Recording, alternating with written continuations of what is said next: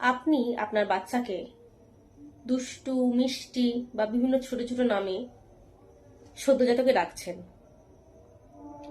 একটা সদ্যোজাত যখন হয় তখন তাকে আদর করে তার পরিবারের লোক বিভিন্ন রকম নামে ডাকতে থাকে, কিন্তু তারপরও তার একটা নিজস্ব নাম থাকে।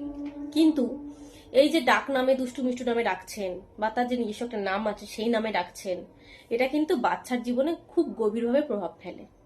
কিভাবে ফেলে?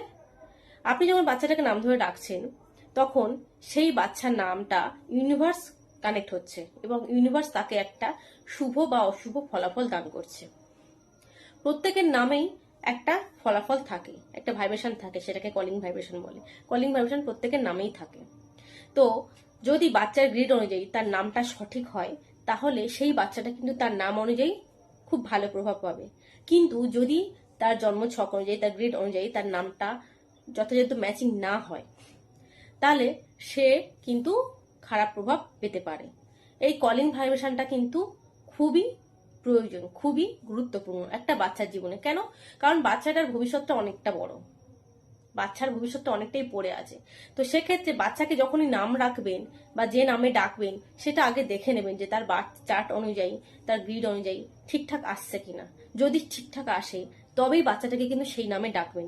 যদি ঠিকঠাক না আসে তাহলে বাচ্চাটাকে কিন্তু সেই নামে ডাকবেন না। কেন? কারণ ইউনিভার্স সেই নামের ফলাফলটা দিতে থাকে। তো সেক্ষেত্রে আপনারা একটু লক্ষ্য রাখবেন বাচ্চাটার গ্রিড অনুযায়ী নামটা ঠিকঠাক আসছে কিনা।